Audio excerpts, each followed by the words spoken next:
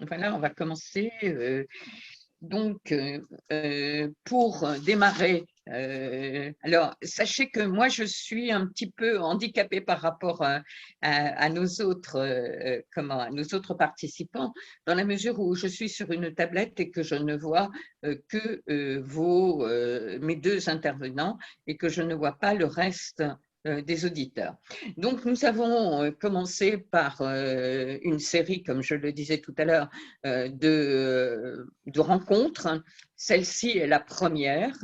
L'exploitation des grands fonds n'est pas une idée nouvelle. Cela fait un peu presque 60 ans qu'on travaille sur cette idée et qu'on arrive difficilement à trouver une solution. Je rappelle que les grands fonds sont ce qui se trouve au-delà un peu de la juridiction nationale, donc en principe à peu près à environ 370 kilomètres de nos côtes.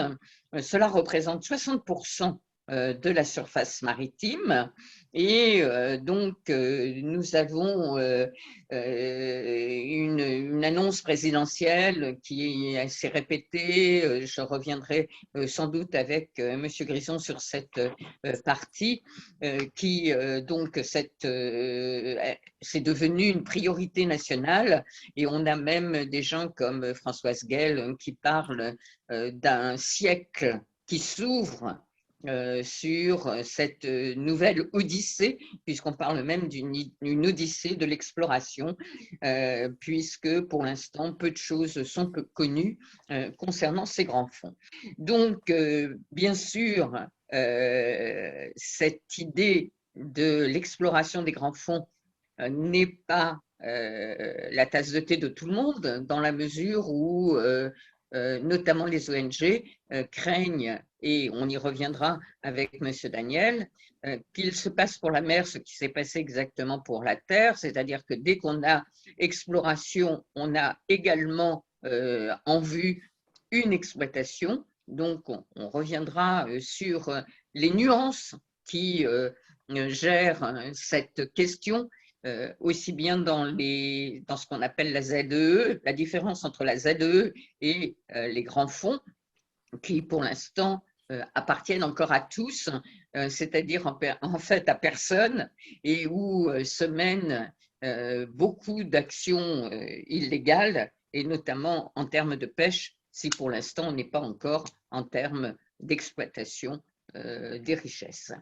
Donc, Monsieur Xavier Grison, vous avez alors on avait annoncé Monsieur Levé. Monsieur Levé est parti, a quitté le secrétariat général de la mer en début d'année. Vous avez travaillé beaucoup avec lui sur l'élaboration de son rapport qui définit un peu la stratégie française. Et vous allez pouvoir nous expliquer donc déjà comment le problème de l'exploitation est devenu aujourd'hui une cause nationale. Alors, je vais déjà peut-être apporter quelques précisions de vocabulaire. Quand on parle de grands fonds marins, on parle de fonds qui se situent à une profondeur. Alors, la définition peut varier, mais typiquement, c'est en dessous de 200 mètres de profondeur. Cette profondeur est indépendante de la juridiction. Vous pouvez très bien trouver des grands fonds dans les eaux territoriales françaises ou des grands fonds en dehors de toute juridiction dans ce qu'on appelle la zone, donc les eaux qui ne dépendent de personne. Donc, il faut distinguer la profondeur, grand fond ou petit fond, de qui est responsable de la zone. Selon la distance à la côte, les pays on est dans les eaux territoriales, dans les eaux contiguës ou dans la zone économique exclusive, éventuellement étendue sur le plateau continental dans certaines zones, qui fait qu'il y a un pays qui est responsable de ces eaux-là préférentiellement, ou dans la zone où personne n'est responsable et qui, elle, est gérée par l'autorité internationale des fonds marins, l'AIFF. Donc ça, c'est le premier point. Ensuite, sur la stratégie nationale qui concerne les fonds marins, en fait, c'est pas quelque chose qui est complètement nouveau, puisqu'il y en avait déjà eu une établie en 2015, qui n'a pas été beaucoup suivie des faits. Et du fait que cette stratégie n'avait pas donné beaucoup de résultats concrets, une nouvelle réflexion a été initiée en 2019-2020 et fait l'objet d'un rapport conduit par Jean-Louis Levet, mais qui a été élaboré grâce à une concertation extrêmement large avec un groupe de travail très nourri, auquel je ne participais pas, puisqu'à l'époque, je n'étais pas au SGMR d'ailleurs. Donc, c'est quelque chose qui visait à l'exploration et l'exploitation des ressources minérales des fonds marins, qui est une restriction, puisque dans les fonds marins, il n'y a pas que des ressources minérales. Quand on parle de fonds marins, il faut bien comprendre qu'on parle aussi bien du sol, donc le fond lui-même, ce qu'il peut y avoir en dessous, mais aussi tout ce qu'il y a au-dessus dans la colonne d'eau, qui peut faire jusqu'à 6 000 ou même 10 000 mètres de hauteur. Donc les ressources pêche font partie aussi des ressources des fonds marins. Donc ce rapport-là se concentrait sur les ressources minérales en visant l'exploration et éventuellement une exploitation ultérieure, j'y reviendrai. Les récentes annonces du président de la République dans le cadre du programme France 2030 concernent, elles, uniquement de l'exploration. Par contre, elles concernent l'ensemble des ressources et de ce qu'il peut y avoir dans les grands fonds marins. Donc, à la fois les aspects minéraux, mais tout ce qui est ressources biologiques, matériaux, etc. Donc, on est sur un domaine plus large. Par contre, qui n'a pas vocation d'aller jusqu'à l'exploitation. Deuxième aspect, dans France 2030, on est sur un Quand vous programme parlez, économique. pardon, juste une petite précision, quand vous parlez de la connaissance des ressources biologiques, vous parlez éventuellement des stocks de poissons ou vous parlez d'autre chose? Alors, c'est l'ensemble, en fait. C'est l'ensemble de ce qu'il y a dans les fonds marins. Donc, les stocks de poissons en font partie, bien sûr. Mais c'est aussi toutes les espèces qui vivent sur les fonds marins ou proches des fonds marins qui sont aujourd'hui très largement inconnues. L'Ifremer le dira mieux que moi, mais à chaque plongée profonde, on remonte un certain nombre d'espèces qui sont complètement inconnues. Et ces espèces-là vivent dans un environnement qui est relativement hostile. Il fait froid, hein, il fait quelques degrés au fond de l'eau. Une pression colossale, il n'y a pas de lumière, il y a des sources d'énergie qui peuvent être de l'hydrogène sulfuré à haute température à côté du froid. Ils vivent dans un environnement relativement hostile, donc ils ont aussi ces espèces de vie ont des choses à nous apprendre. Il y a déjà des exemples de thérapeutiques qui ont été basées sur des connaissances acquises par l'étude de ce type d'espèces. Évidemment, on espère en trouver d'autres, mais en fait, on ne sait pas ce qu'on va trouver. C'est l'étude de tout ce qu'il y a au fond, que ce soit les ressources minérales ou biologiques ou tout le reste, va nous apprendre des choses, et c'est extrêmement, comme toute recherche relativement fondamentale, c'est relativement impossible de dire ce qui va les conséquences et les retombées de cette recherche. Ce qui est sûr, c'est qu'il y en aura. Donc voilà, donc ça c'est. Et alors, donc je disais, ce plan France 2030 a aussi une dimension industrielle qui est de dire aujourd'hui la France fait partie des quelques pays qui disposent des technologies pour aller voir ce qui se passe dans les grands fonds marins. Et le but, c'est de rester dans ce groupe de pays disposant de technologies capables d'aller voir ce qui se passe au fond. Alors effectivement, donc une des raisons principales, c'est que en tant que deuxième puissance mondiale maritime, la France tient à rester dans une course. Est-ce que vous pouvez nous expliquer un peu donc ce que représente géopolitiquement cette course et pourquoi la France se positionne? Alors, et ça fait la transition avec le fait que dans la stratégie nationale sur les grands fonds marins, il y a un troisième volet qui n'est pas encore annoncé, mais qui est en préparation et qui devrait l'être bientôt. C'est une stratégie défense concernant les fonds marins, de maîtrise des fonds marins. Et donc, c'est pour cela que vous associez, en plus de l'Ifremer, bien sûr, le CHUM, c'est-à-dire la Marine nationale. Généralement, le ministère des Armées, oui, bien sûr. Il se passe déjà des choses dans les fonds marins. Vous savez évidemment qu'aujourd'hui, par les fonds marins transitent les câbles, notamment les câbles de données par lequel transite l'essentiel de la circulation Internet, hein, c'est 99% des échanges intercontinentaux. Ces câbles-là, il est déjà arrivé dans le passé, alors à l'époque, ce n'était pas Internet, mais des câbles de télécommunication, il est déjà arrivé dans le passé, au cours de conflits, que ces câbles soient volontairement coupés pour isoler certains pays du reste du monde et obérer leur capacité à se défendre. Donc évidemment, il est du devoir du ministère des Armées de préparer ce genre de choses et d'être capable aussi de surveiller ce qui se passe, de surveiller nos câbles et s'assurer que personne ne va chercher à couper un câble. C'est assez facile de couper un câble, un peu moins de le réparer, même si on sait faire. Et donc être capable de surveiller, éventuellement d'intervenir s'il faut pour se défendre.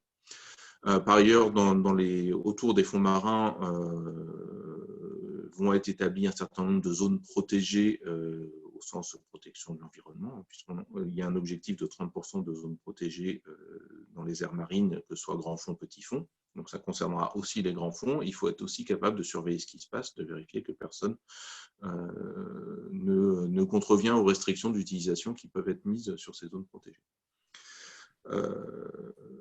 Donc voilà, globalement, alors les échanges, aujourd'hui, le constat qu'on fait, c'est que les grands fonds marins, qui étaient une zone qui ont été relativement délaissée, hein, c'est pas un hasard si aujourd'hui on considère qu'on connaît quelques pourcents, précisément quelques pourcents des grands fonds marins. On constate que les grands États, États-Unis, Chine, Russie, mais d'autres États émergents, Brésil par exemple, investissent ce champ des grands fonds marins, au moins au titre de la connaissance déjà, et sans doute dans une capacité d'intervenir. Après, il ne vous a pas échappé aussi que ça fait des années, même des décennies, qu'on sait qu'il y a des ressources minérales sur les fonds marins. C'est quelque chose qui aiguise des appétits, même si aujourd'hui, personne n'a montré qu'il était rentable d'aller chercher ces ressources-là.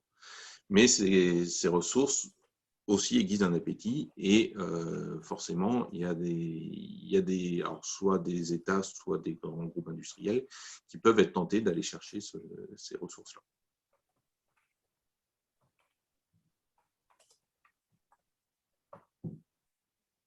On vous a perdu.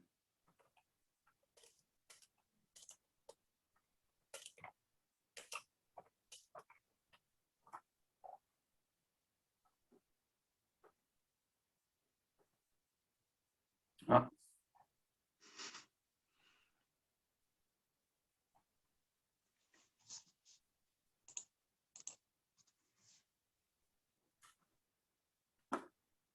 Alors, je vais poursuivre en attendant que vous vous reconnectiez.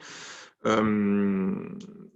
y a un point sur lequel il faut être très clair dans la stratégie française concernant les grands fonds marins.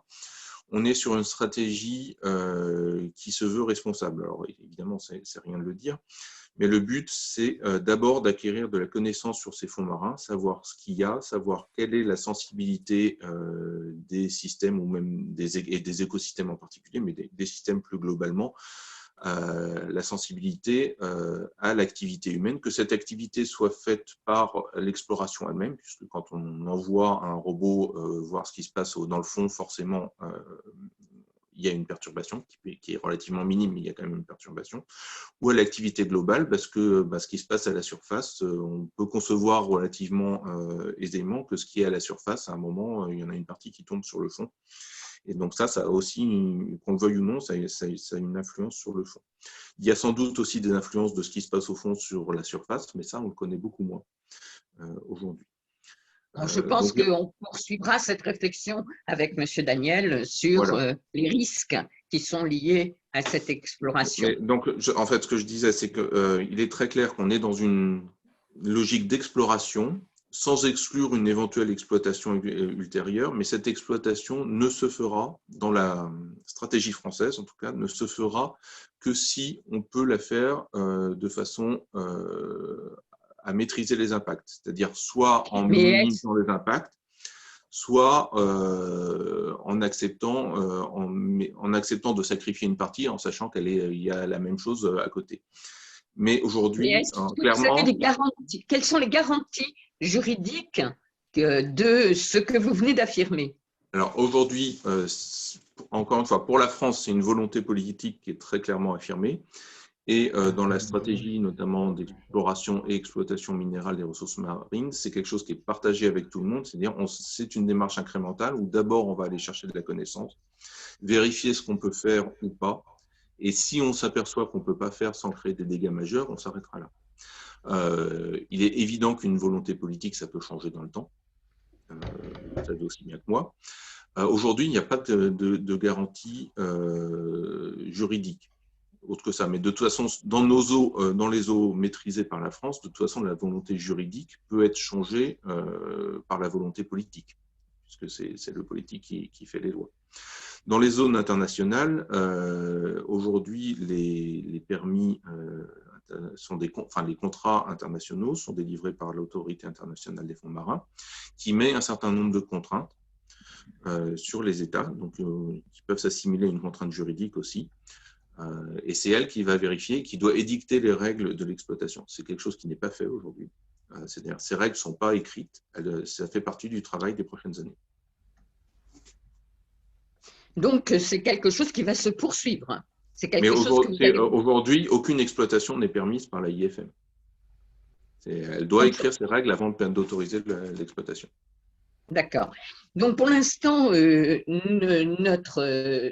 sont autorisés sous le thème même de notre exploration que quelques petites zones. Alors, dans le cadre de l'AIFM, oui, il y a quelques zones. En fait, il y a 31 de mémoire permis qui ont été délivrés, qui concernent chacune une zone extrêmement précise, alors qui n'est pas si petite que ça, mais en termes de kilomètres, mais qui est petite relativement à la surface des océans, évidemment.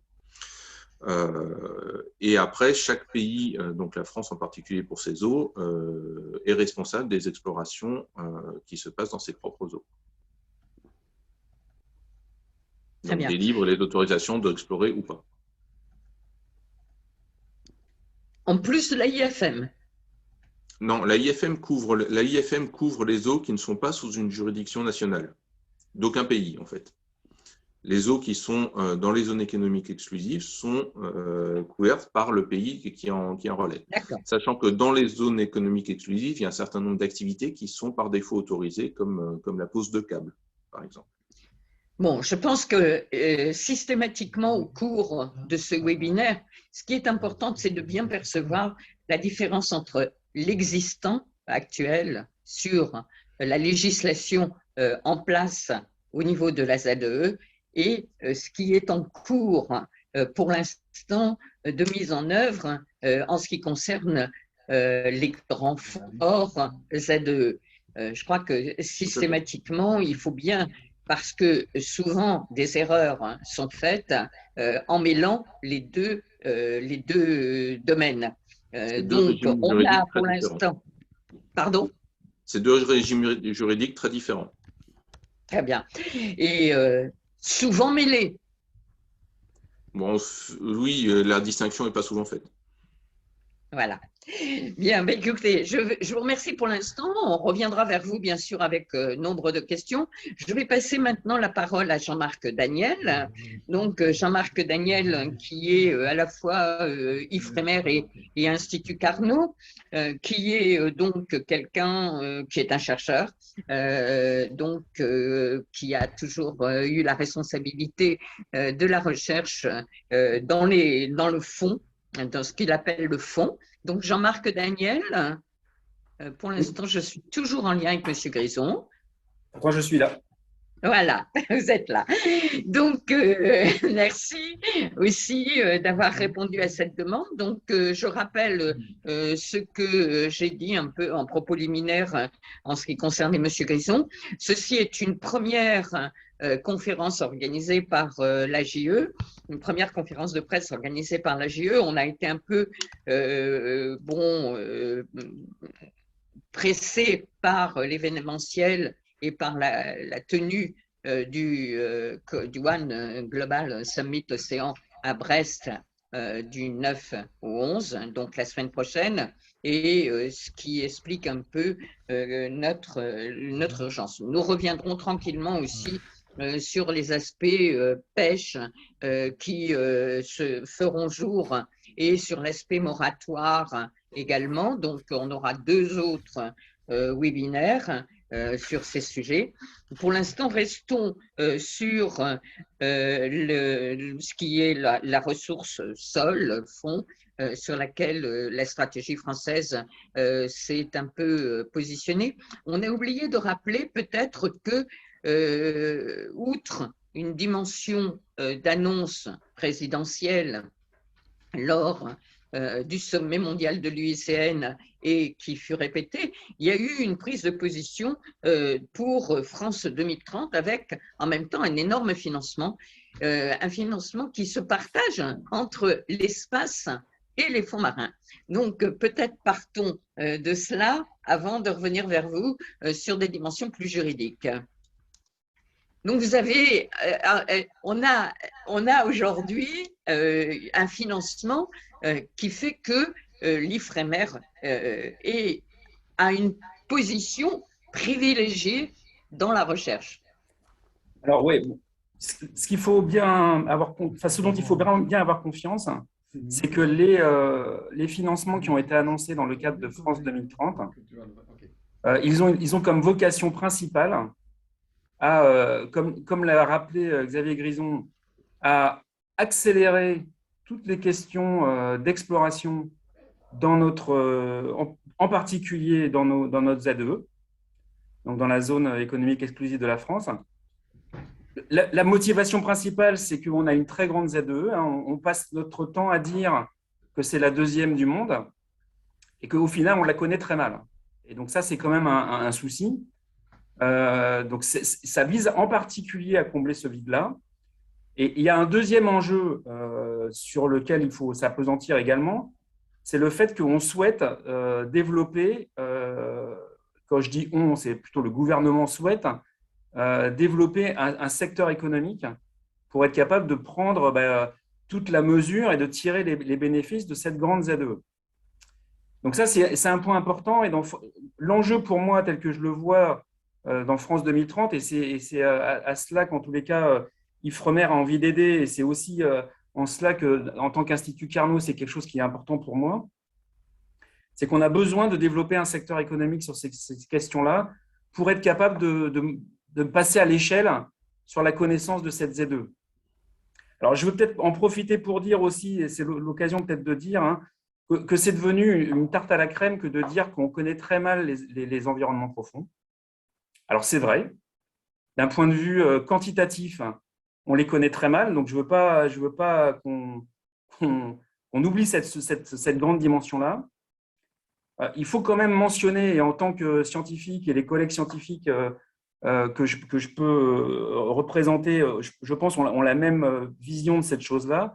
Quantitativement, on connaît mal l'océan. On connaît quand même beaucoup de choses dans l'océan.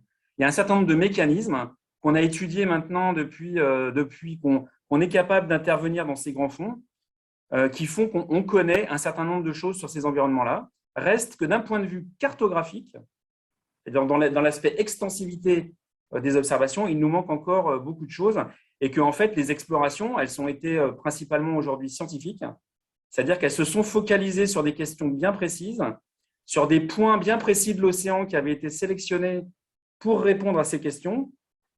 Donc, elles nous ont permis de faire des progrès. Bien sûr, il nous reste encore plein de choses à comprendre. Mais après, ce qui reste à comprendre, c'est surtout rendre ces observations-là très extensives. Et je pense que pour moi, c'est tout l'enjeu de France 2030.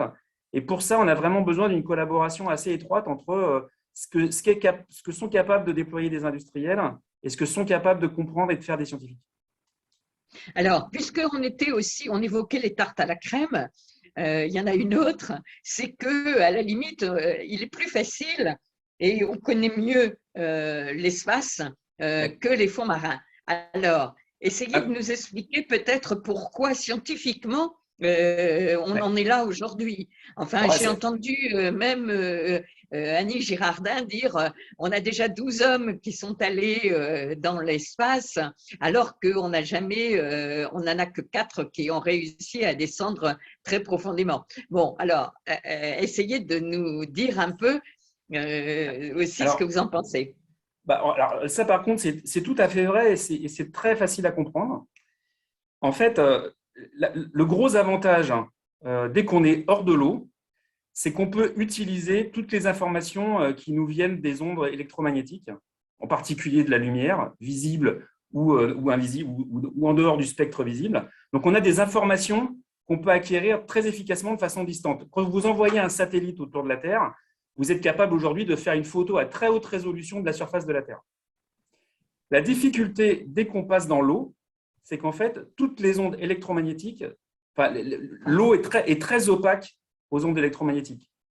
Pour revenir sur les 200 mètres dont Xavier Grison a fait mention tout à l'heure, en fait, pourquoi on se donne cette barrière-là? C'est parce qu'au-delà de 200 mètres, il n'y a plus de lumière qui traverse. Et donc, concrètement, si vous voulez vous cacher dans un endroit sur le globe terrestre, vous allez sous l'eau et vous serez très difficilement détectable. Et ça fait écho à un certain nombre de préoccupations qui ont été aussi mentionnées par Xavier Grison de nos collègues militaires. Donc, effectivement, quand on veut aller sous l'eau, on a très difficilement accès aux parties les plus profondes parce qu'on perd toutes les communications électromagnétiques. Toutes les communications qui nous permettent aujourd'hui, par exemple, de dialoguer avec une sonde qui est sur Mars, quand on met une sonde comme ça au fond de la mer, et on sait faire ça, le seul moyen qu'on a de communiquer, c'est soit de descendre un fil pour être capable d'avoir une fibre optique qui nous permet d'échanger avec elle, ou alors on passe par des communications acoustiques. On envoie du son dans l'eau et le débit de transmission de ces informations-là, à ce moment-là, devient très lent. Donc, pour toutes ces raisons font qu'aujourd'hui, on connaît très mal le fond de la mer. Et effectivement, aujourd'hui, il n'y a que peu de personnes. Donc, les 4 personnes que vous mentionnez, ou qui avaient été mentionnées peut-être par Annick Girardin, c'est les personnes qui ont atteint les endroits les plus profonds des océans, situés au-delà de 10 000 mètres de fond. Et donc, effectivement, quand on va dans ces environnements-là, il y a une difficulté simplement de les voir, de communiquer avec eux. Et après, il y a un certain nombre de difficultés qui sont liées au fait qu'il faut être capable de développer des instruments qui résistent à des très fortes pressions et puis qui sont capables d'être relativement autonomes et relativement robotisés au fond. Alors, justement, quels sont les types de développement auxquels vous allez être obligé de vous soumettre? Alors, peut-être que nous n'avons pas, parce que notre titre, c'était les atouts et les faiblesses en France. Donc, quelles sont nos faiblesses? Donc, les atouts en France, c'est que ça fait déjà longtemps qu'on est capable de monter des projets de recherche dans ces environnements profonds. La France, et l'Ifremer en particulier, contribue énormément, dispose d'une flotte océanographique qui est capable de faire qui dispose déjà d'un certain nombre d'outils pour aller au fond. Aujourd'hui, on est capable d'avoir une intervention humaine au fond avec un sous-marin habité qui est capable de descendre jusqu'à 6 000 mètres. Ça couvre une très grande partie des fonds océaniques. On a des robots sous-marins qui sont capables d'intervenir aussi jusqu'à 6 000 mètres. On a des engins autonomes qui sont capables d'intervenir aujourd'hui au niveau français jusqu'à 3 000 mètres. Et vous avez peut-être entendu parler du nouvel engin qui va arriver dans la flotte qui s'appelle Ulix, qui est un robot complètement autonome capable d'aller à 6 000 mètres. Donc, on a, et ces sujets-là, ils sont portés par l'Ifremer depuis quasiment le début de son existence, ce qui fait qu'on a, aux côtés d'industriels, parce que tous ces outils-là ont été développés avec un certain nombre d'industriels, on peut citer des gens comme ECA ou XBlue, on a cette expérience de travailler entre des équipes, on va dire, de recherche et des industriels. Et ça, c'est un vrai atout. Alors aujourd'hui, qu'est-ce qui nous manque? En fait, ce qui nous manque, et je pense que ça fera l'objet de beaucoup de développements en cours, à venir, ce qui nous manque, c'est de multiplier ou de démultiplier les forces d'intervention autonomes. Et aujourd'hui, quand on discute avec des industriels des outils qu'ils souhaitent ou qu'ils pensent développer pour faire ces choses-là, c'est d'être capable de déployer une flotte d'une dizaine d'engins autonomes pour faire de la cartographie près du fond. Il y a des projets qui montent jusqu'à on va dire des essaims d'engins pour cartographier le fond qui sont capables de monter jusqu'à 100 ou 200 unités. Donc, en fait, et c'est encore une fois tout l'enjeu de France 2030, au moins tel que moi je le comprends, c'est vraiment une question de passer à l'échelle, comme je le disais tout à l'heure, sur ces questions d'observation. Aujourd'hui, quand l'IFREMER ou quand des scientifiques français vont intervenir dans ces environnements-là, aujourd'hui, ils vont intervenir avec un engin autonome. Et forcément, quand vous avez un engin autonome, eh bien, vous allez moins vite en termes de cartographie que si vous êtes capable d'en mettre 10 ou 20 au fond en même temps. Donc, il y a des enjeux il y a des vrais enjeux de développement de robotique sous-marine pour travailler en essaim. Ça, c'est un premier enjeu. Il y a un point aussi qui nous a fait faire beaucoup de progrès sur la compréhension des écosystèmes dans ces environnements profonds, dans les temps qui viennent de passer. C'est tout ce qui est observation à point fixe. Donc aujourd'hui, c'est vrai que historiquement, on est allé travailler dans ces environnements-là avec simplement des navires océanographiques. Et c'est déjà beaucoup. Ces navires, ça nous permet d'aller acquérir des données sur une zone. Ça nous permet de déployer tous les engins sous-marins que j'ai mentionnés précédemment. Mais quand on va sur une zone au milieu de l'Atlantique, par exemple, on ne peut y rester que pendant une petite période, au mieux un mois, et après, on s'en va. Et donc, ça veut dire qu'au final, on a une connaissance, je dirais, très partielle dans le temps de ce qui se passe dans l'océan, et c'est très pénalisant pour la compréhension des écosystèmes. On voit bien qu'un écosystème à terre, si vous n'êtes pas capable de comprendre l'impact des saisons sur la dynamique de ces écosystèmes-là, vous êtes très handicapé, et on a le même problème dans l'océan. C'est pour ça qu'on a fait beaucoup de progrès dans les temps récents en développant des observateurs sous-marins. Je pense qu'on est très fiers avec nos collègues du CNRS d'avoir fêté l'année dernière les 10 ans d'un observatoire qui s'appelle EMSO Açores, au large des Açores, qui observe un certain nombre d'écosystèmes et de phénomènes géophysiques par 1700 mètres de fond en continu depuis 10 ans. Et cet observatoire-là nous a fait faire beaucoup de progrès sur la compréhension de ce qui se passe dans ces profondeurs-là. Et là encore… Alors, je finis juste là-dessus, j'ai fini. Et là encore, sur ces sujets-là, je pense que dans le cadre de France 2030, il y a vraiment quelque chose à monter pour augmenter nos capacités de monitoring sur le long terme de l'océan profond. Alors, je ne veux pas trop effleurer le problème de la pêche, puisque nous y reviendrons, et qui est un énorme problème. Mais vous avez évoqué souvent, dans votre souci de recherche, une meilleure compréhension pour de la cartographie, une meilleure compréhension une meilleure capacité à communiquer dans ces milieux qui sont des milieux hostiles. Essayons de parler un petit peu maintenant des espèces et de ce qu'on en connaît. Parce que vous avez dit, c'est une tarte à la crème de dire qu'on ne connaît rien. Et on commence quand même à connaître pas mal de choses. Donc, essayez de nous parler un peu, là, on a vu nos méconnaissances en termes de cartographie de l'océan d'une manière générale, puisque c'est 60% finalement de l'océan. C'est vrai que quand même, ils sont encore relativement peu cartographiés au sens d'une cartographie utilisable. Parce qu'on a quand même une vision, enfin on sait où sont les grandes failles, on sait quand même aujourd'hui, mais on voit quand même des volcans qui subitement surgissent. Et parlons un petit peu des espèces, parce qu'on en a très peu parlé encore. Alors, sur les espèces, les évaluations qui peuvent être discutées, mais c'est des chiffres qui traînent dans la littérature et dans un certain nombre de documents, et c'est assez compliqué à estimer, parce qu'on sait ce qu'on sait, mais ce qu'on ne connaît pas, estimer la quantité qu'on ne connaît pas, c'est toujours un exercice difficile. Aujourd'hui, les estimations dont on dispose, c'est en ce qui concerne l'océan, on estime qu'on connaît moins de 2% des espèces qui habitent l'océan, et encore en prenant que partiellement en compte tout ce qui est micro-organismes. Donc voilà, c'est le chiffre qu'on connaît. Alors ça, c'est sur l'aspect quantitatif, mais je voudrais aussi insister sur le fait que quand on s'intéresse aux écosystèmes, il n'y a pas que l'aspect quantitatif.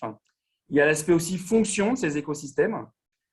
C'est important que quand on a identifié, au-delà de l'identification des espèces élémentaires, comprendre leurs interactions, c'est un sujet important, et comprendre leur impact sur un écosystème plus large ou leur influence sur un écosystème plus large, c'est un vrai sujet. À titre d'exemple, pour aussi qui va faire écho sur le degré de connaissance qu'on a de ces environnements-là, parmi les équipes du département dont j'ai la charge, on travaille en ce moment sur un projet avec l'OFB, et c'est un projet qui concerne un habitat tout à fait emblématique de ces environnements-là, qui sont des habitats de type coraux d'eau froide. Aujourd'hui, pour aller étudier, pour aller comprendre les fonctions de ces écosystèmes-là, il n'y a pas besoin d'aller très loin dans des zones très, très, très distantes de nos contrées. Hein. Les missions en mer qui ont lieu pour étudier ces écosystèmes, au-delà de 200 mètres de fond, c'est à moins de 150 km de Brest.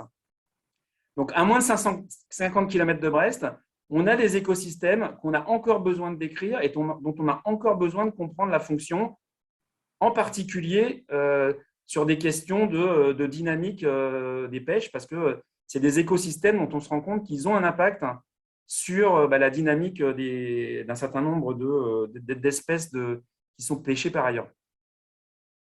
Oui, alors donc là, on est finalement dans une recherche qui va être immédiatement utile et qui n'est pas forcément liée à la connaissance des très grands fonds. Non, c'est pour ça que le point qu'on a déjà dit plusieurs fois et par lequel Xavier Grison a commencé, pour nous, les grands fonds, ça commence vraiment dès 200 mètres de fond. 200 mètres, c'est, comme je l'ai dit, l'endroit où il n'y a plus de lumière. Et quand vous n'avez plus de lumière, si vous vivez collé au fond, eh bien, vous avez besoin de mettre des stratégies d'adaptation en place pour être capable de vivre dans ces environnements-là, qui sont différentes de celles qu'on connaît le mieux, qui sont celles des systèmes terrestres. Donc, c'est pour ça qu'on n'a pas besoin d'aller très profond pour aller découvrir des choses. Il y a aussi, pour rebondir aussi, pour insister sur ce qu'a dit Xavier Grison, hein, des grands fonds, quand vous êtes à Mayotte, par exemple, les grands fonds, vous les trouvez vite. Hein, dès que vous êtes à moins de 10 km de l'aéroport de Mayotte, vous êtes déjà à 1500 mètres de fond. Donc, ça dépend vraiment de la topographie et on n'a pas besoin, encore une fois, d'aller très loin pour avoir accès à des grands fonds très rapidement. Et alors, on dit que les espèces, ils sont plus fragiles, que plus on est profond, plus les espèces sont fragiles. Alors, moi, faudrait s'entendre sur ce qu'on dit par fragile. Moi, je préfère qu'on parle d'une autre chose qui est pour moi peut-être plus parlante. C'est de se dire que quand on va considérer ces écosystèmes-là, on va dire leur réponse à une perturbation est souvent très lente. Alors, il y a une façon assez simple de comprendre ça, c'est qu'en fait, c'est des espèces qui, la plupart du temps, ont accès à très peu d'énergie, et donc pour croître. Et donc, une perturbation peut être longue à récupérer. Donc, aujourd'hui, ça fait exactement partie des sujets de recherche qui sont menés par des équipes dans le monde entier pour essayer, et c'est un cran supplémentaire, je dirais, par rapport à ce qu'on disait sur les questions d'inventaire de biodiversité, compréhension de la dynamique des écosystèmes, c'est le cran d'après, c'est-à-dire de se dire, quand un écosystème est perturbé, comment il répond? Alors, j'en profite aussi pour peut-être compléter un imaginaire collectif autour de ça. Moi, quand on discute avec des gens qui ne sont pas familiers de l'océan, on a tendance à croire ou ces gens ont tendance à croire que quand on est dans les environnements profonds, dans les grands fonds, on est en train de parler d'espaces vierges. Il faut qu'on ait tous conscience et on peut le regretter, que ces espaces, ils ne sont déjà plus vierges. C'est-à-dire que quand vous allez au fond de l'océan Pacifique, vous allez trouver des traces des explosions nucléaires aériennes. Et que vous soyez, et même quand vous êtes très loin des côtes. Donc, c'est un premier exemple. Sur le site web d'Ifremer, vous trouverez des photos que je ne qualifierais pas de magnifiques, mais qui sont au moins stupéfiantes, de traces de plastique dans des endroits qui sont considérés comme des grands fonds. Donc, la façon dont toutes ces actions anthropiques impactent ces grands fonds, c'est un sujet aussi de compréhension, de savoir comment ces écosystèmes ont répondu à ces grands fonds, à ces perturbations. On a des exemples de perturbations de ces écosystèmes qui ont été créés, par exemple, dans le Pacifique, par des traits de drague pour récupérer un certain nombre d'échantillons sur le fond. C'est des traits de drague qui ont plus de 30 ans. Aujourd'hui, on sait que dans ces environnements très spécifiques, ils n'ont pas été complètement, enfin, ils n'ont pas été restaurés malgré que 30 ans se soient écoulés. Donc, c'est vrai que c'est très fragile dans ce sens-là, parce qu'en fait, c'est des temps de récupération dont on n'a pas l'habitude dans le milieu terrestre. Après, encore une fois, c'est des sujets de recherche très stimulants. Quand vous faites des expériences de ce type-là dans le fond de l'Atlantique, enfin au milieu de l'Atlantique, sur la dorsale médio-atlantique, une énorme chaîne de montagnes à la limite entre les plaques qui traversent l'Atlantique, vous trouvez des espèces qui peuvent être récupérées d'une façon assez lente. Je ne vais pas rentrer dans la quantification de cette lenteur. Si vous allez voir des espèces qui ressemblent à celles-là dans d'autres environnements, dans des dorsales ou des montagnes de ce type-là au milieu du Pacifique, vous aurez des vitesses de récupération beaucoup plus importantes. Donc, comprendre, pour nous, et ça c'est un vrai sujet, comprendre quels sont les facteurs qui contrôlent ces vitesses de résilience, de récupération des écosystèmes, c'est un vrai sujet de recherche pour comprendre ces écosystèmes et pour effectivement être en mesure, et c'est aussi le sens des travaux qu'on mène à Ifremer sur ces sujets-là, de donner un avis à la puissance publique sur ces questions-là auxquelles on va être collectivement confrontés. Alors, ça me permet d'aller au-delà, justement, enfin, de cette question. C'est-à-dire que demain, la plupart des gens qui s'intéressent aux problèmes de l'océan ou de l'environnement de l'océan ont été marqués par le fait que le code minier terrestre lié de manière très, très serrée exploration et exploitation, c'est-à-dire qu'on avait une possibilité, dès qu'on explorait, d'exploiter. Est-ce que vous croyez que pour justement ces grands fonds, cette condition qui nous est affirmée politiquement, comme quoi l'exploration reste bien séparée de l'exploitation, va l'être réellement? Et est-ce que vous aurez le temps, vous, en tant que chercheur, de connaître ces fonds et tout ce que vous venez de décrire avant qu'on commence à le déranger et à l'exploiter? Alors, il y a deux éléments de réponse à cette question. Le premier élément, c'est que pratiquement, et c'est y compris vrai dans le cadre de la ZE française, je ne peux pas m'exprimer pour les autres ZE, je ne suis pas juriste de formation, donc je n'ai pas une vision exhaustive de ces questions-là. Mais en tous les cas, en ce qui concerne le code minier français, il y a des articles spécifiques sur l'exploration et des articles spécifiques sur l'exploitation. Je veux rappeler un point quand même qui fait aussi partie de l'activité, un point sur lequel l'Ifremer intervient pour le compte de l'État, hein, c'est qu'on exploite déjà des ressources minérales en mer. C'est déjà le cas. Hein. Toute l'exploitation des granulats marins, alors ce n'est pas des métaux, mais c'est des ressources minérales qui sont très importantes pour nos économies, font déjà l'objet d'exploitation dans notre ZE, et pas que la nôtre, hein, bien sûr, avec un certain nombre là encore, de questions qui sont posées sur la résilience des écosystèmes qui sont impactés, sur les mesures de restauration qui sont imposées aux gens qui produisent ce type de ressources-là. Mais dans les faits, il y a des points spécifiques concernant l'exploration et des points spécifiques concernant l'exploration.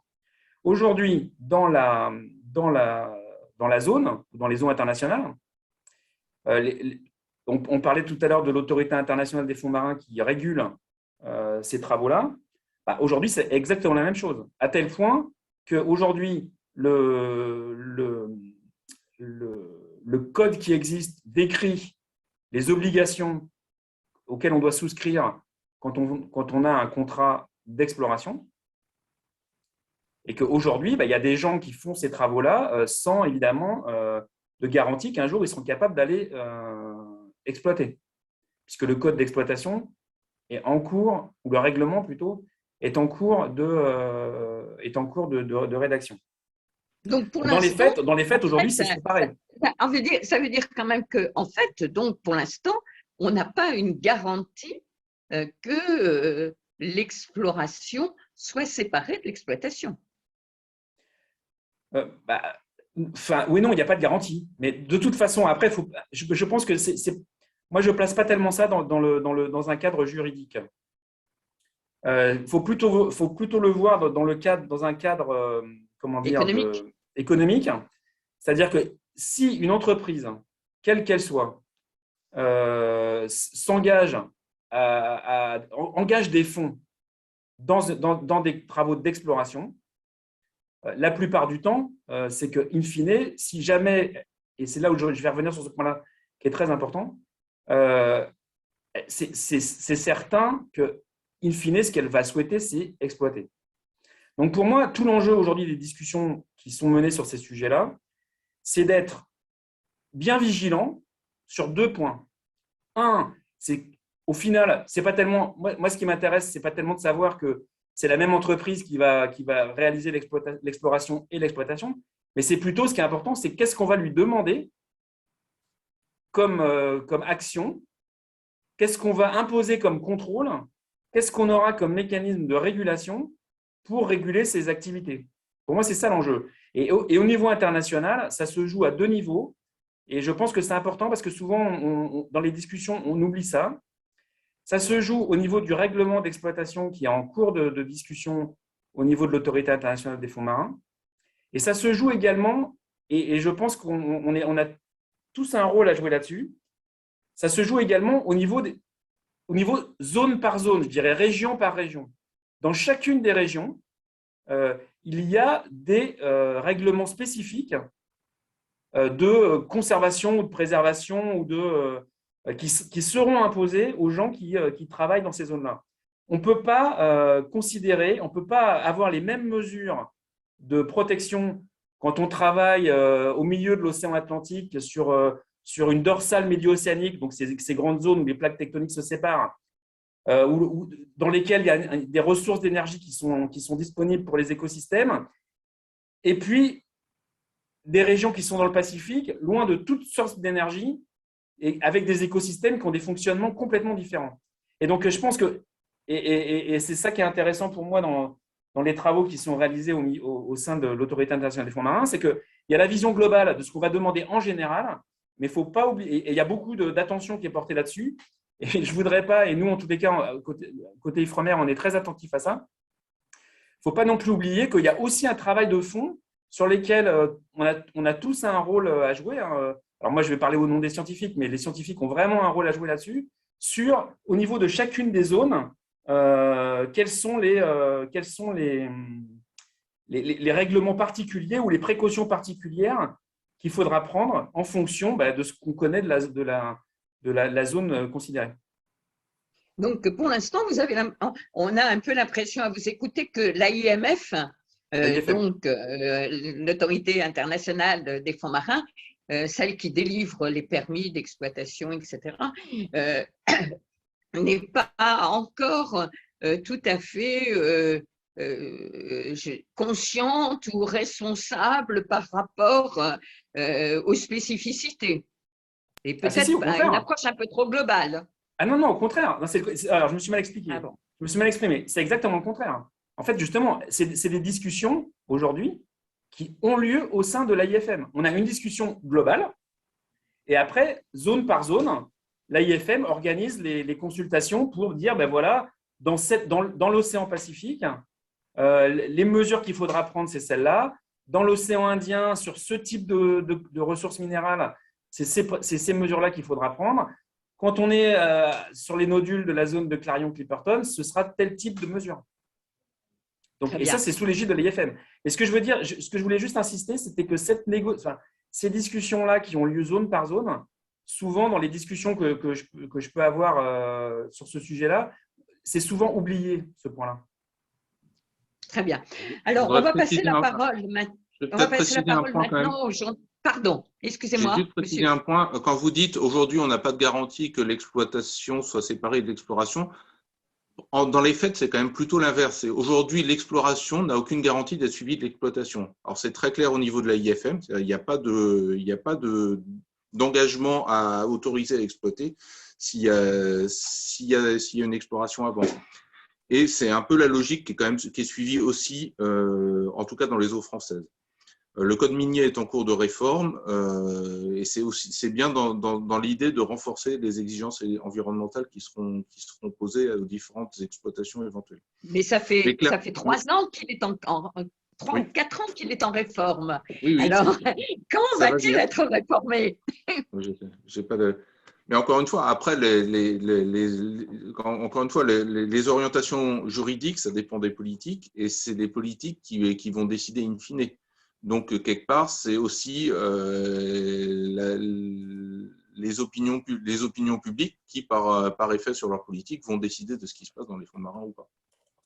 Alors, justement, donc merci de cette petite intervention. Donc, on va passer la parole maintenant aux journalistes. Je rappelle que c'est une conférence de presse et que nous réservons donc la parole aux questions des journalistes. Alors, je vais peut-être donner la parole à Yannick pour… Enfin, j'ai vu qu'il y avait une question de l'AFP. Vous m'entendez? Est-ce que vous m'entendez? Non. Allô? Allô? Oui, est-ce qu'on peut poser la question? Laure Fillon? Oui. Non, si tu veux prendre la parole. Ah non, mais en fait, elle a marqué dans le fil de discussion qu'elle n'a pas de micro. Ah. Donc en fait, elle a tapé ses questions dans le fil de discussion. Alors, je vais lire la première question, parce que je les ai ouvertes. La première, c'est si on parle d'exploration, uniquement d'exploration et pas d'exploitation des ressources des fonds marins, pourquoi dire qu'il y aura forcément des retombées et qu'il y a une dimension économique? Alors là, Jean-Marc Daniel complétera, mais en fait, la simple connaissance peut avoir une possibilité d'exploitation. Comme on le disait, le fait d'avoir trouvé certaines bactéries dans les fonds marins a permis déjà des exploitations thérapeutiques. Ça, il n'y a pas forcément besoin d'aller chercher la même bactérie dans le fond marin à chaque fois. C'est-à-dire, on peut, une fois qu'on a trouvé cette bactérie, on peut aussi la cultiver en laboratoire. Donc, la connaissance elle-même, et c'est pareil, si on trouve des matériaux intéressants, biomimétisme ou pas, on pourra peut-être reproduire ces matériaux dans des usines à terre sans avoir besoin d'aller les chercher au fond à chaque fois.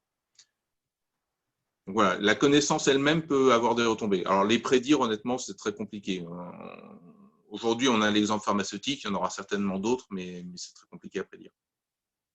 Merci. Oui, je peux compléter aussi ce que vient de dire Xavier Grison. On a beaucoup parlé de la difficulté d'observer ces environnements-là.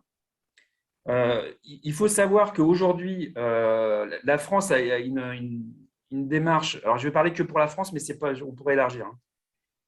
On a quand même un enjeu collectif de suivi de ce qui se passe dans un certain nombre de régions de notre ZE, pour ne pas parler de l'ensemble.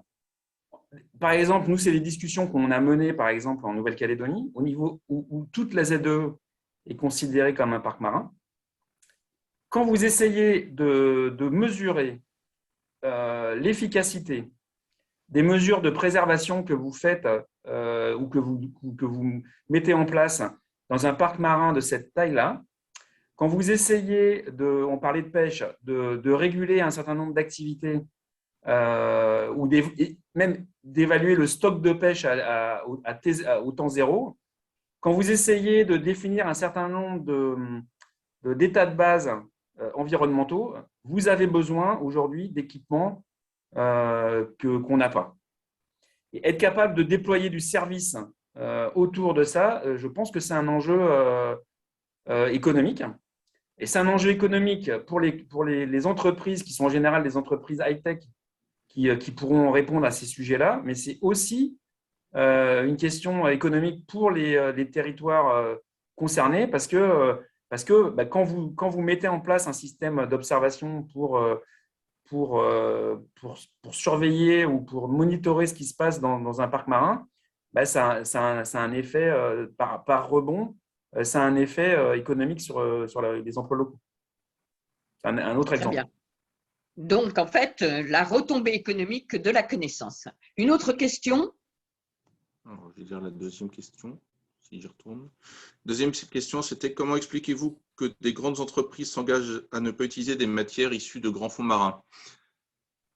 Alors, à ma connaissance, les entreprises, jusqu'à récemment, il n'y avait pas d'engagement de ce type-là. Maintenant, on voit effectivement apparaître certaines entreprises qui prennent des engagements de type éthique à ne pas utiliser des matières issues des fonds marins. J'ai envie de dire, aujourd'hui, ce n'est pas très dur parce que de toute façon, il n'y a pas de matière issue des fonds marins, à part ce que mentionnait Jean-Marc Daniel, qui est les granulats qui sont exploités par petits fonds aujourd'hui, qui est équivalent d'une carrière de sable. Donc, ce n'est pas un engagement qui est très dur à prendre. Aujourd'hui, les grandes entreprises ne vont pas exploiter les fonds marins parce que tout simplement, personne n'a montré que c'était rentable de le faire. Évidemment, la rentabilité dépendra des contraintes qui seront mises dessus, des contraintes environnementales aussi, mais aujourd'hui, personne ne sait faire vraiment. Il est évident qu'il y en a qui sont tentés d'aller exploiter ces grands fonds marins, mais la rentabilité est aujourd'hui tellement faible, ou tellement incertaine que les explorations qui sont faites et les essais qui ont pu se faire se font par financement des États. Donc, on n'est pas sur du financement privé qui prend le risque en disant « ça va être rentable pour moi ». Et quelque part, c'est un peu ce qui donne le contrôle aussi, c'est les États finançant l'exploration. Il n'y a pas d'engagement moral à dire pour rentabiliser, on va vous autoriser à exploiter parce que ça rentabilise l'investissement. En fait, l'investissement, il a été public. Bien, merci. Une autre question? Yannick? Alors, on a Martine Vallot qui a levé la main également. Martine, avez-vous Je demande votre réactivation du micro. Oui, bonjour. J'ai posé ma question par écrit. C'était au sujet de l'AIFM. Je me posais la question du fameux règlement. Est-ce qu'il avance? Est-ce qu'il y a des échéances? Qui négocie? Est-ce que c'est la France? Est-ce que c'est l'Union européenne? Est-ce qu'on en sait un peu plus? Est-ce que ce règlement va aboutir prochainement ou pas? Merci. Je peux répondre à cette question. Donc, en fait, les échéances, aujourd'hui, l'AIFM s'est engagé à ce qu'un règlement soit disponible sous 2 ans. Donc, ça, c'est les engagements de l'Autorité internationale des fonds marins. J'en ai discuté très récemment en direct avec le secrétaire général de l'AIFM qui m'a semblé relativement convaincu que ce serait le cas. Il y a une raison assez simple à ça. C'est que si ce n'était pas le cas, on pourrait avoir des effets de rebond, on va dire, sur des gens qui, du coup, pourraient essayer de faire de forcing pour y aller sans règlement. Et donc, je pense que personne n'a envie de ça. Et en tous les cas, ce serait au moins au niveau de l'AIFM un échec suffisamment important pour faire en sorte que ça n'arrive pas. Donc, je pense qu'aujourd'hui, les échéances qu'on a en tête, c'est 2 ans, disons 3 ans. Qui négocie, effectivement, c'est la France en direct.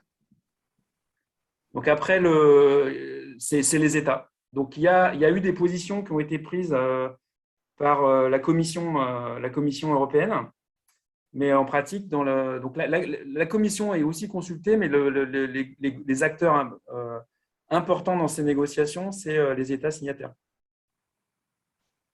On peut noter que la Commission européenne a pris une position sur les grands fonds marins qui est relativement similaire à celle de la France, de ne dire qu'une exploitation n'est envisageable qu'à condition qu'on démontre qu'un impact environnemental est suffisamment faible et acceptable. Alors, pour préciser ce point-là, donc dans les négociations, c'est effectivement, ça se joue au niveau étatique. Autour de ces négociations, il y a quand même les textes en cours de négociation sont publics et il y a des consultations qui sont menées par l'AIFM auprès des acteurs concernés. Hein, donc, que ce soit, bon, je peux en parler pour l'Ifremer. Hein. Nous, on est amené à donner notre avis sur un certain nombre de points de règlement. Alors, on ne donne pas sur tous les points parce qu'il y a des points qui ne nous concernent pas du tout et qui sont très, très loin de nos expertises, mais on est amené à donner des avis sur un certain nombre de points quand on les voit passer. Et les populations concernées sont informées? Alors, la difficulté, c'est que les populations concernées, en fait, elles sont concernées de très loin parce que on parle de choses qui sont faites dans les eaux internationales. Et donc, ça fait partie, je dirais, des discussions entre les États. Parce qu'en fait, quand on regarde le contenu des discussions autour de ce règlement, il se focalise sur deux sujets principaux. Hein.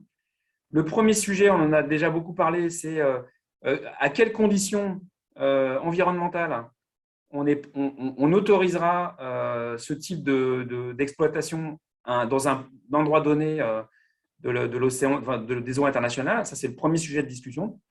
Et le deuxième sujet de discussion qui n'est pas neutre, c'est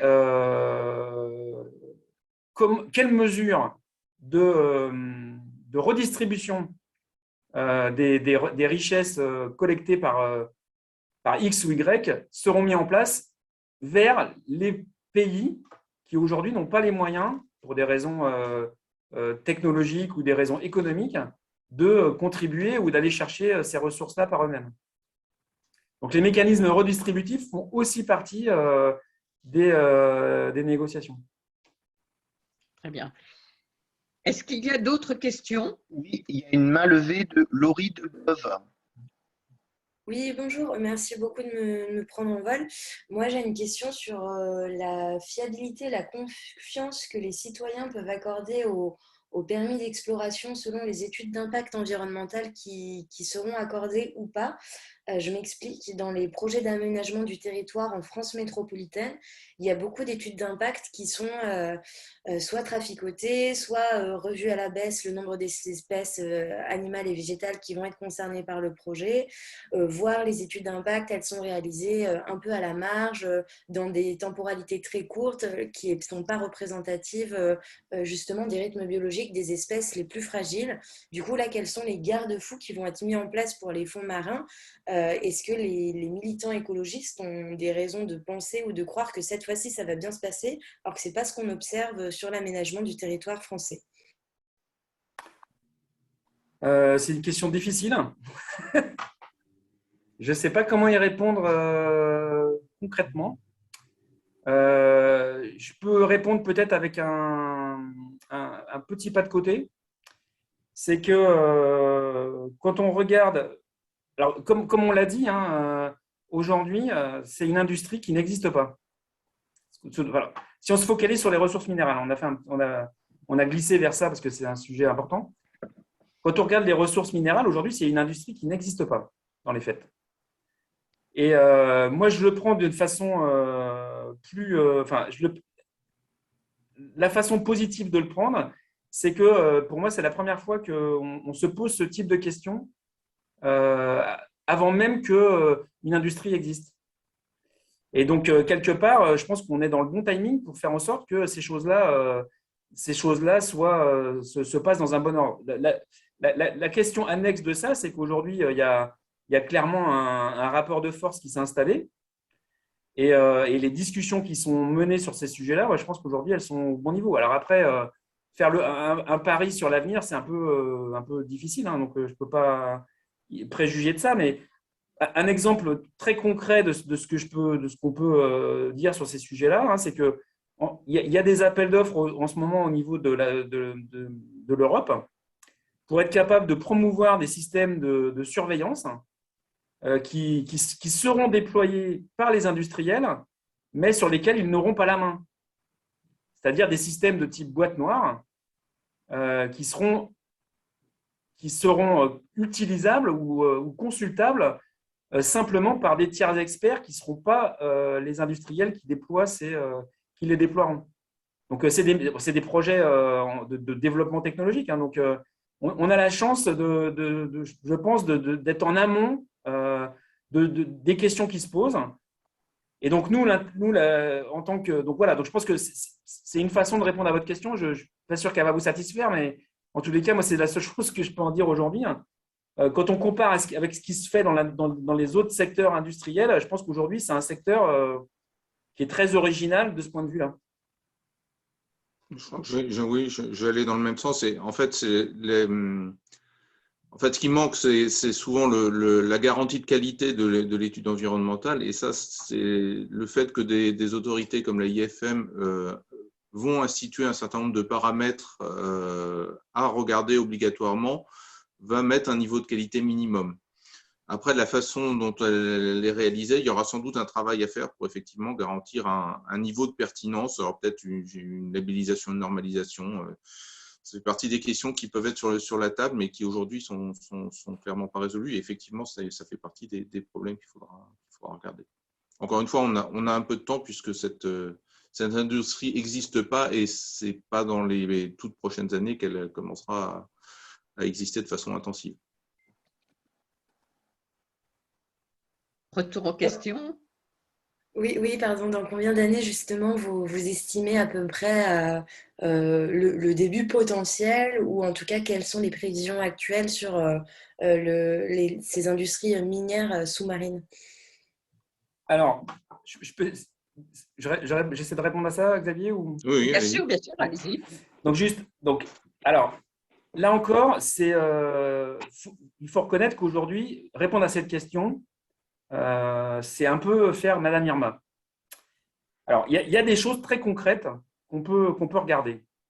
Aujourd'hui, il n'y a aucun industriel, alors, sauf peut-être des Chinois qui le feraient en douce, mais bon, aujourd'hui, en tous les cas, il n'y a aucun industriel qui a démontré la faisabilité de remonter depuis des fonds de type 3000 mètres, 4000 mètres, 5000 mètres, des ressources minérales qui auraient été collectées au fond. Aujourd'hui, les seuls dispositifs de collecte de ressources minérales qui ont été testés, c'est des tests auxquels d'ailleurs l'IFREMER a participé sur le volet surveillance de l'impact. C'est des tests qui ont été faits sur l'aspect simplement dispositif de collecte au fond, mais les mécanismes de remontée de ces ressources vers la surface n'ont pas été encore, on va dire, testés. Il y a un exemple de test partiel par relativement petit fonds qui a été réalisé par les Japonais. Donc aujourd'hui, d'un point de vue simplement de la maturité technologique, aujourd'hui, on n'a simplement pas les outils. Alors après, quand vous discutez avec des industriels, vous leur demandez, mais où sont les verrous? Est-ce que pour vous, c'est un vrai verrou? Eh bien, c'est très difficile d'avoir un avis, peut-être pas unanime, mais d'avoir même un avis majoritaire. Donc, ça borde quelque part la durée à laquelle on pourrait aller. Alors après, ça, c'est quelque chose qui est aujourd'hui objectif. Après, il y a d'autres choses qu'il faut regarder, c'est quelles sont les entreprises qui sont très actives sur ces sujets-là et où est-ce qu'elles sont actives.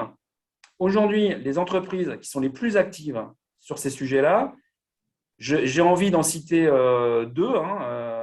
Et encore une fois, pour ne pas parler d'États comme la Chine, qu'on connaît relativement mal.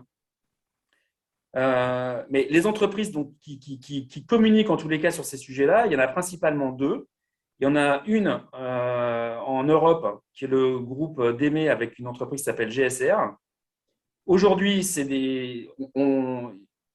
ils testent des collecteurs de nodules dans le Pacifique. Encore une fois, sans le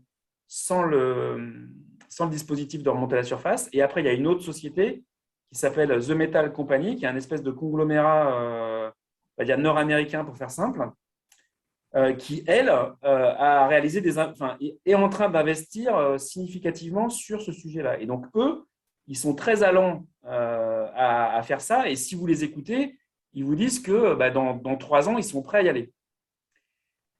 Il faut faire attention. Donc, si aujourd'hui, quelque part, et c'est eux qui ont quelque part la vision la plus optimiste que je connaisse, en tous les cas, de cet horizon-là. Faut aussi faire attention à ce que ces sociétés-là racontent. C'est qu'ils sont quand même dans une logique de capitalisation boursière où la com joue un rôle extrêmement important parce qu'en fait, aujourd'hui, dans les faits, ils n'ont rien. Parce qu'en fait, ils n'ont pas de contrat d'exploration. Ils ont un contrat d'exploration, mais ils n'ont pas de contrat d'exploitation. Et aujourd'hui, ils ne savent pas à combien seront valorisées les ressources qu'ils pourraient récupérer, parce que le règlement d'exploitation n'est pas là, donc les contreparties, on ne connaît pas les contreparties financières qu'ils auront à verser à l'AIFM pour exploiter, et on ne sait pas non plus les exigences, on ne sait pas encore ce qui va leur être exigé en termes de mesures de conservation.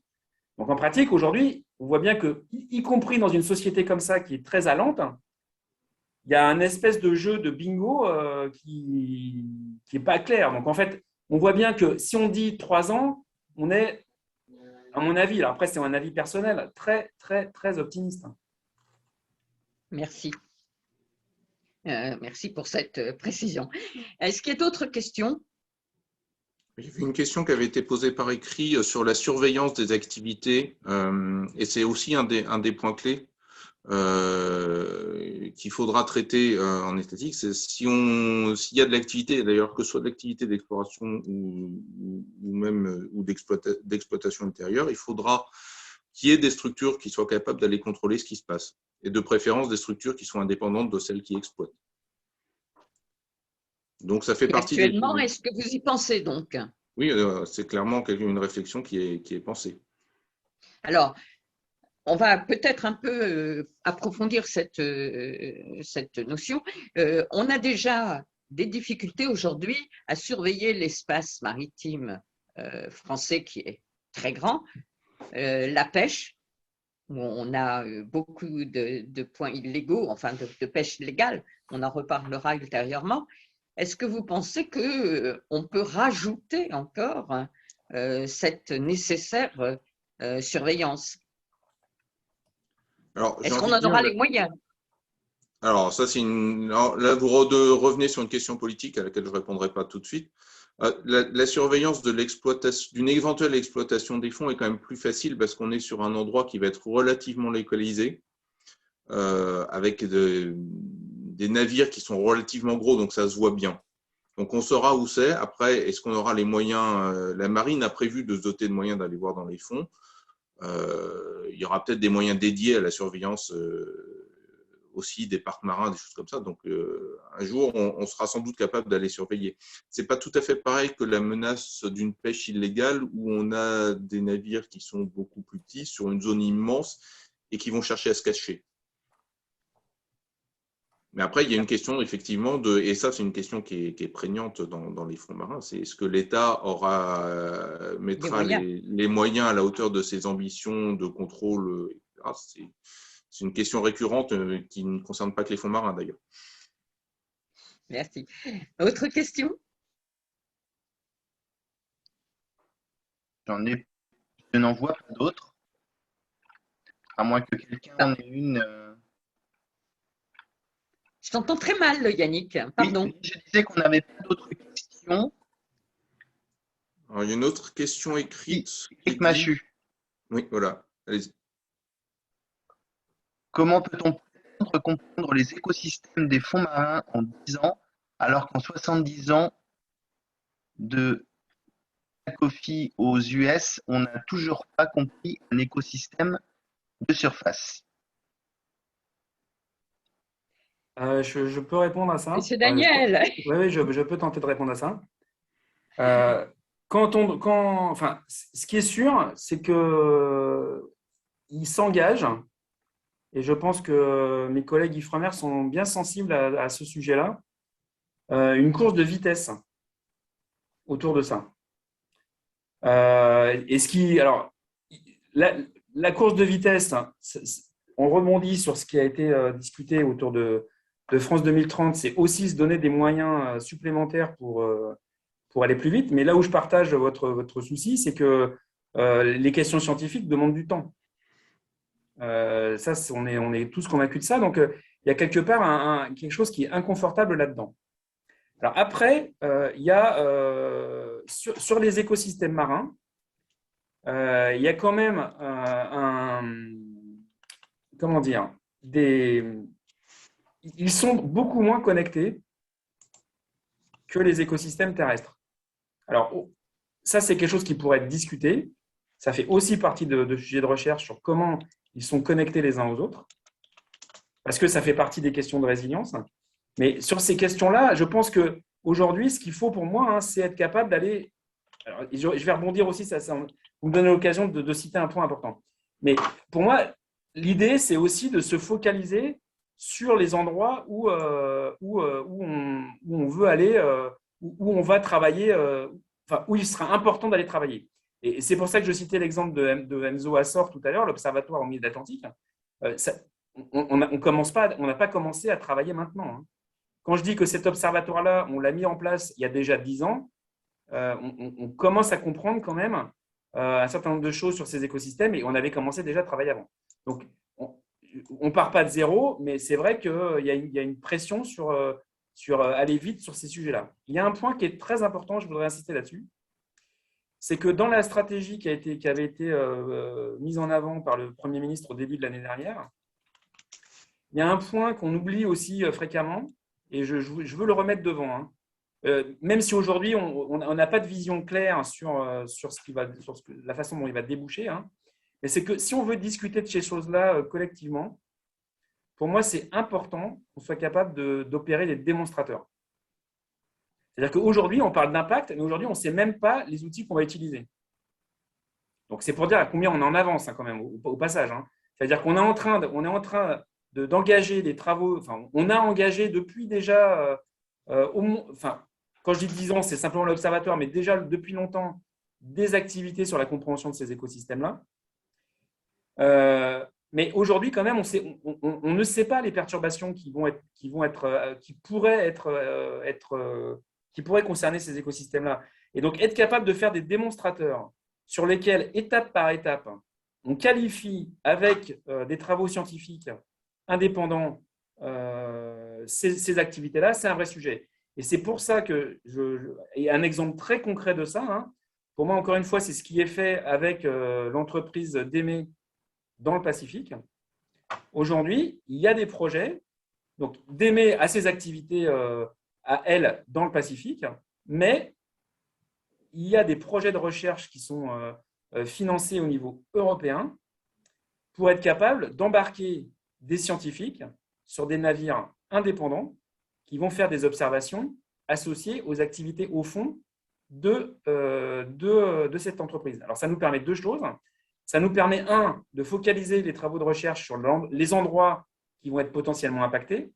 Ça nous permet de travailler sur comment ces endroits sont connectés avec le reste de ces fonds-là. Et ça nous permet d'ancrer cette compréhension-là sur une perturbation qui va être réaliste, voire de diminuer ou de donner des recommandations pour la diminuer. Donc voilà, donc il y a une course de vitesse, c'est sûr. Comment vous dire qu'on saura tout dans 10 ans, ce serait juste pas raisonnable. Mais je pense qu'on doit être capable, si on met les bons efforts aux bons endroits, d'avoir des éléments de réponse robustes. Bien, mais merci. Je vais prendre la dernière question puisqu'il nous reste 3 minutes. Louis Gély, la question sur le plan diplomatique. Les États-Unis ne sont pas signataires de la loi sur le droit de la mer. Quelles sont leurs intentions? Où en sont les négociations? Peut-être Monsieur Grison. Ah oui, Monsieur Daniel, allez-y. Non, j'aurai un joker là-dessus. Je n'ai pas de nouvelles fraîches. Je ne crois pas qu'il soit revenu dans le process. Non, effectivement. Mais de façon générique, les États-Unis n'aiment pas beaucoup les instances multilatérales, on va dire. Donc, il n'y a pas de raison que la mer fasse exception dans ce domaine-là. Maintenant, ça ne veut pas dire qu'ils peuvent faire n'importe quoi. Ça reste un pays dans lequel l'opinion publique est puissante. Et les médias sont puissants. Donc, à partir du moment où ils ont des activités et des gens sont capables d'aller voir ce qu'ils font, ils ne pourront pas s'autoriser à faire tout à fait n'importe quoi. Je ne suis pas sûr de pouvoir vous dire beaucoup mieux que ça parce que je n'ai pas forcément étudié très précisément le cas des États-Unis non plus. On s'occupe déjà Ah du oui, cas c'est français. un cas de toute façon que l'on retrouve dans chacune des conventions multilatérales. Merci. Merci à tous pour votre participation et encore merci, Monsieur Grisson, Monsieur Daniel, pour la précision et l'intérêt de vos interventions. Je pense qu'on donnera peut-être sur notre site la possibilité aux journalistes qui voudraient encore en savoir davantage pour vous joindre. Merci à vous et bonne journée. Merci à vous, bonne journée. Merci à vous. Au revoir. Merci. Au revoir. Au revoir. Merci à tous. Merci Yannick.